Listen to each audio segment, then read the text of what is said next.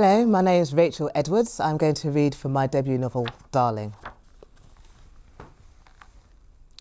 There she stood, the happy fairy or nymph or sprite, shifting her weight from foot to foot in a pink playsuit. The girl, his girl, with her father coming close up behind her. As I neared them, I could see they shared the same welcoming gaze, but hers shone from grey, almost metallic eyes. Eyes that you knew would not look away first. Her face was warm cream, her shoulders bare, no wings. Lola. Pleased to meet you, we said. I stepped in, Thomas stepped back.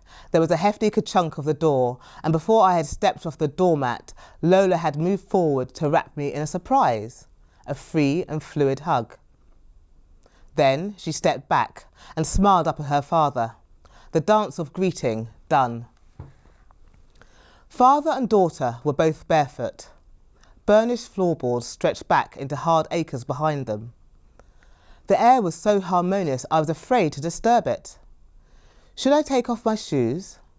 Thomas parted his lips. If you don't mind, thanks, said Lola. I felt their eyes on me and my marked heels.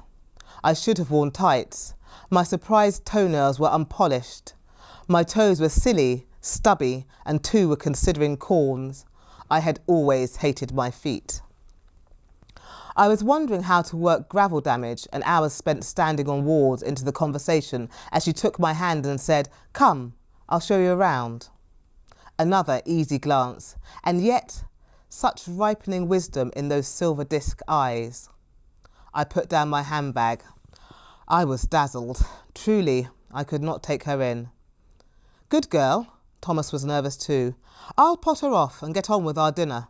You're in for a treat. We're having my special pasta sauce. A real family fave, is it not, Lollapalooza? Lola took me from room to room, looking back at me now and then with a certain intensity, as if to check that I was missing nothing, noticing it all. How could I not? This was Thomas himself in brick, a home that challenged you not to find it charming and well appointed. It was a generous but cosy, life's gosh darn rosy nest of an architect who had been born with that true American optimism in his blood and still felt he was coming into his greatest powers. As I walked his hallways, I believed in him more than ever. Later on, he might provoke or dissemble, or build sustainable grass-roofed mansions, or fool around with the conventions of loft apartment chic, or offer answers to clients' most difficult prayers in cathedrals of black brick and zinc cladding. Later, there was time. For now, he lived somewhere that suited him, clever, with a heart. I was inside what he called his 3-dimensional canvas, in which walls would have been moved, spaces taken up and down and outwards. Lola was formal and proud, but I understood that.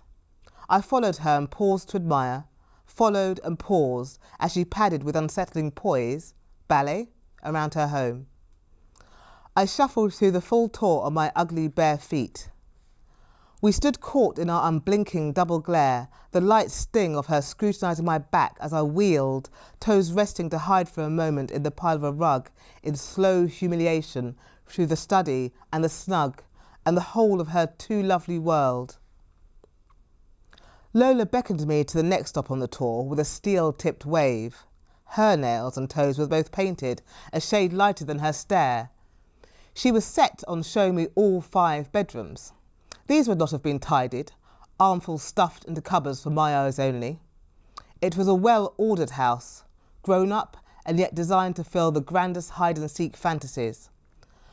By the time we went from her room to the attic, up the secondary doll's house stairs behind a Narnia door, I kid you not, which they had thought about converting, not her dad, they, I almost wanted to say, OK, I get it. And yes, I'm impressed, not accustomed. And yes, I'm just the guest. But then I thought 16 and bit my tongue. Actually gave myself a salty little nip. And I beamed and nodded, every inch the spellbound stranger when she asked, "So, darling, Would you like to see Dad's favourite place?